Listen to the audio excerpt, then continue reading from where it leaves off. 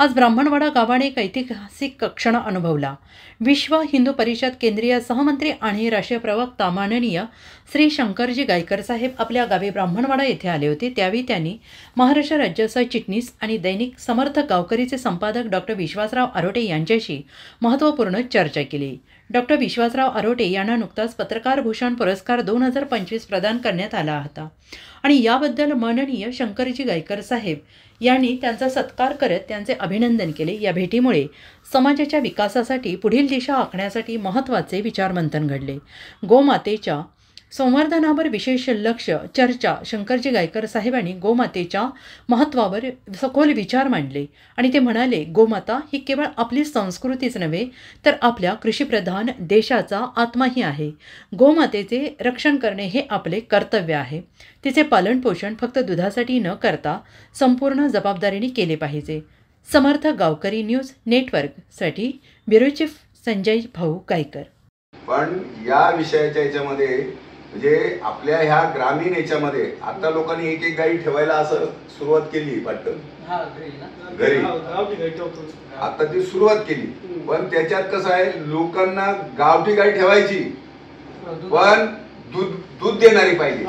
म्हणजे कसा स्वार्थ उद्देश आहे. तुम्ही तुमच्या आईशी असा व्यवहार करता का? तुमची स्वतःची आई आहे, तिचं वय झालंय किंवा समजा ती आता तिच्याकडनं काही काम होत नाही किंवा आई अनफिट झाली, बरोबर आहे ना, त्या आईबद्दल तुमचा हा भाव आहे का? मुळातच गाईच्या प्रती जो भाव असायला पाहिजे ना आपला, तो जो भाव आहे ना तो शुद्ध भाव नाही. थोडक्यात सांगायचं म्हणजे आहे ना, तो जो भाव आहे ना तो शुद्ध राहिला नाही, स्वार्थ आला. आणि दुसरा असं की हिंदुस्थान हा कृषीप्रधान देश आहे ना. हा, मग कृषीप्रधान देशाचा आत्मा काय आहे? कृषीप्रधान देशाचा आत्मा काय आहे? आणि तो तुम्ही आत्मा जर संपला तर काय राहणार? तुमच्या घरातला एक देव राहू शकत नाही. गौमाता जर संपली ना या देशातली, म्हणजे अनेक गाय बसती आहे तो मरता कोण, गाय मरती आहे तो बसता कोण, एका मोठ्या महान संत पुरुषाचे वाक्य आहे आणि महाराष्ट्राचा इतिहास आहे. महाराष्ट्राचा गौमातेच्या प्रती जो इतिहास आहे, आज महाराष्ट्रामध्ये संपूर्ण देशभरामध्ये गौमातेच्या बाबतीमधलं जे प्रेम आहे ते प्रेम आणि महाराष्ट्रातलं गौमातेच्या बाबतीतलं प्रेम प्रचंड तफावत आहे. आपल्याकडं पूर्वी मुलीबरोबर गाय दिली जायची. काय कारण आहे? त्याच्या मागची संकल्पना काय आहे? तर आईचा विसर न व्हावा, आईचा विसर न व्हावा या याच्याकरता तिच्या सुखदुःखाचं साथी जे आहे, तिच्या सुखदुःखाची साथीन कोण आहे? तर ती कालोड आहे. गोरा नव्हते देत, गाय देत होते, बरोबर आहे ना. मग मला सांगा, त्या मुलीला घरामध्ये काही यातना झाल्या, दुःख झालं, आनंद झाला, तो कुणाबरोबर शेअर करायचा? मी अशी अनेक घरं पाहिली. आता आमच्या घरात सुद्धा आमच्या आईला वयाच्या 7व्या वर्षी आई लग्न करून आली, तिच्या बरोबर गाय दिली. ती गाय प्रत्यक्ष मी ओळलेली आहे या डोंगरानी लहानपणी. म्हणजे आमच्या 3 भावांना, 3 चुलत्यांना ज्या 3 गाया होत्या त्या मी प्रत्यक्ष पाहिल्या की आमच्या आयांना दिलेल्या गाया ज्या आहेत, म्हणजे त्यावेळेला स्पर्धा लागायची. सांगण्याचं तात्पर्य आहे की आपल्या या भूमातेचा जो बेस आहे ना ती गौमाता आहे. आणि जन्माला आल्यापासून मृत्यूपर्यंत गायीशिवाय तुमचं एकही शुद्ध कार्य होत नाही, शुभमंगल कार्य एकही होत नाही. नाही, सगळ्याच बाबतीत जन्माला आल्यानंतर तुमचं विवाह आहे, मौजी बंधन आहे, त्याच्यानंतर मेल्यानंतर सुद्धा गौदान. लक्षात आलं ना? ही जी प्रोसेस आहे ना, ते प्रत्येक याच्यामध्ये गौमाता ही तुमच्या जीवनाचा, संसाराचा आधार आहे, कुटुंबाचा आधार आहे ना. आणि हा कायदा असाच नाही आला. मी तुम्हाला फोटो दाखवेल माझे. म्हणजे गनिमी काव्यांनी चालू मंत्रालयामध्ये विधानसभा चालू असताना मी ज्या पद्धतीने त्याच्यावरती हमला केला कार्यकर्त्यांना घेऊन, सगळ्या मीडियामधल्या सगळ्या म्हणजे अचानक मीडियाला सुद्धा सांगितलं होतं की तुम्ही इन्फॉर्मेशन नाही द्यायचं पोलीस स्टेशनला.